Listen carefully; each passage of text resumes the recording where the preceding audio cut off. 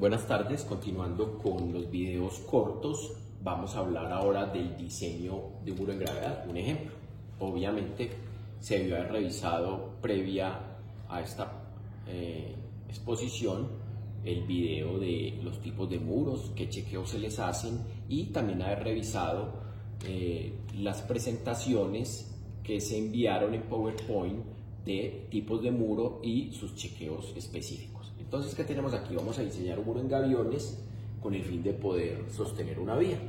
Como es una vía, tiene una sobrecarga. Esa sobrecarga la vamos a estimar o fue estimada en 1.5 toneladas metro cuadrado.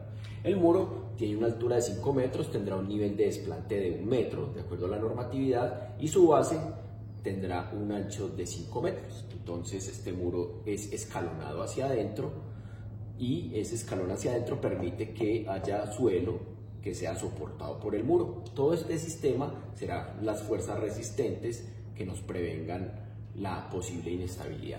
¿Qué fuerzas actuantes tenemos? Tenemos el empuje que me produce el suelo en condición estática, la sobrecarga que me produce este valor y una condición dinámica que, como vimos en la presentación anterior, es un triángulo invertido cuyo punto de aplicación es 3/5 de H. El muro en gaviones tendrá una densidad de 2 toneladas metro cúbico, la piedra encarrada.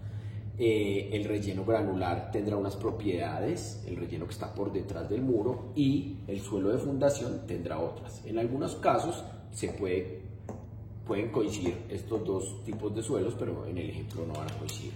La fuerza actuante, la fuerza debido a la sobrecarga y la fuerza debido al sismo pues están definidas en estas fórmulas que ya vimos, y el coeficiente K sub A es igual a 0.30, se calcula a partir del relleno, del ángulo de fricción del relleno, y el coeficiente horizontal pues lo sacamos de la norma. Vamos a decir que este muro se va a diseñar en Manizales y por tal motivo el K horizontal será 0.25 de acuerdo a la norma.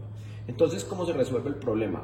Como habíamos visto en el video anterior, se divide en figuras elementales, entonces esto van a ser puros rectángulos, desde el 1 hasta el 5, corresponden al muro como tal, y del 6 al 9 a la tierra que va a quedar en la zona resistente, llamémoslo así. Entonces, del 1 hasta el 9 son los elementos resistentes, 1 a 9, elementos resistentes, y las fuerzas actuantes las vamos a calcular aquí abajo, debajo de las fuerzas resistentes.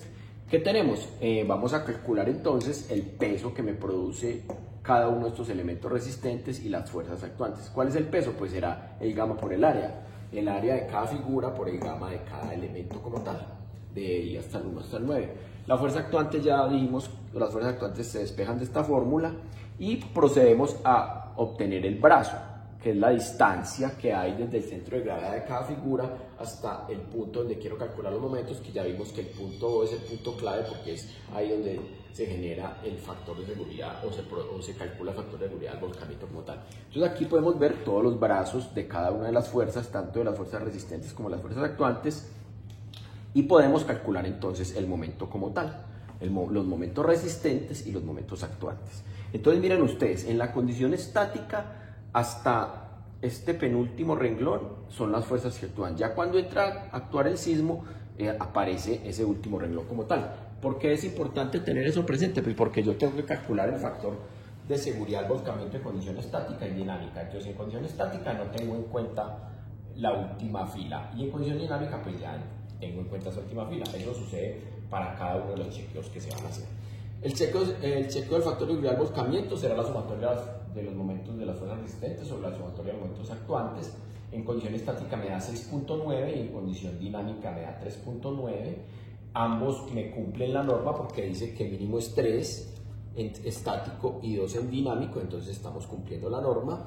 El factor de seguridad del deslizamiento, tengo esta expresión que ya vimos con suficiencia en el video anterior, sumatoria de fuerzas verticales por tangente de phi más C por B sobre sumatoria de fuerzas horizontales. En este caso las fuerzas verticales serán las mismas y las fuerzas horizontales van a ser diferentes en condición estática y dinámica. En dinámica voy a tener en cuenta la fuerza horizontal del sismo y en condición estática no voy a tener en cuenta esa fuerza. Entonces miren ustedes que en condición estática el factor de seguridad es de 4.20 25 y me dio 2.9 de condición dinámica. También me dieron aceptables por norma mínimo 1.6 y mínimo 1.05, o sea que al volcamiento y al deslizamiento el muro me está chequeando suficientemente.